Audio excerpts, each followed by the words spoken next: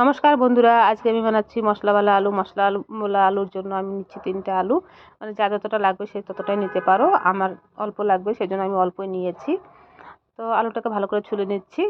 ছুলে নিয়ে যে ধুয়ে আমি কাটছি আলুটাকে। এরকম করে কাটতে হবে সেটা দেখাচ্ছি। তো আলুটা এরকম করে কাটতে হবে। আলুটা এরকম করে কেটে তারপরে এটা আবার টুকরো টুকরো করতে হবে।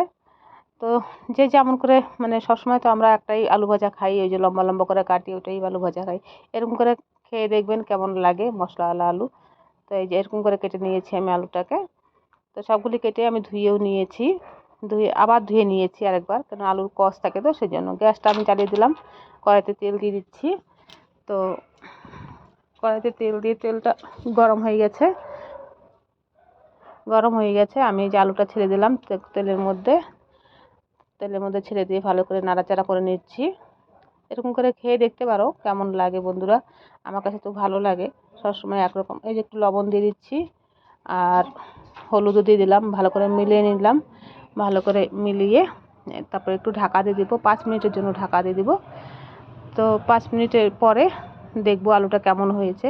হয়েই যায় আলুটা, 5 মিনিট হয়ে গেছে। তো আলুটা আমি দেখছি কেমন হয়েছে, নাড়াচাড়া করে দেখছি গলছে কিনা।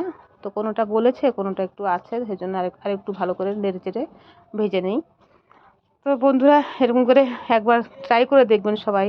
কেন আমার রেসিপি কোনোটা রেস্টুরেন্টের রেসিপিও পাবেন, নর্মাল রেসিপিও পাবেন, কখনো গ্রামের রেসিপিও পাবেন আমার কাছে। তো এই যে এখন মশলা দিচ্ছি, ধনিয়ার গুঁড়ো দিয়ে দিচ্ছি। ধনিয়ার গুঁড়ো আন্দাজ মতো দিয়েছি, অল্প আলু তো সেই জন্য আন্দাজ মতো দিচ্ছি। লঙ্কার গুঁড়োও দিয়ে দিলাম অল্প। তারপরে এটাকে ভালো করে মিলিয়ে একটু ভেজে নিব, ভালো করে সব আলুর গায়ে যেন লেগে যায়। ভালো করে নেড়ে, ভালো করে এটাকে 2-3 বার করে ভালো করে নেড়ে নিব। নেড়ে আলুগুলোর গায়ে লেগে যাবে সব মশলাগুলো। এটা রুটি দিয়ে খেতেও ভালো লাগে, বা ডাল ভাতের সঙ্গেও খেলেও ভালো লাগে।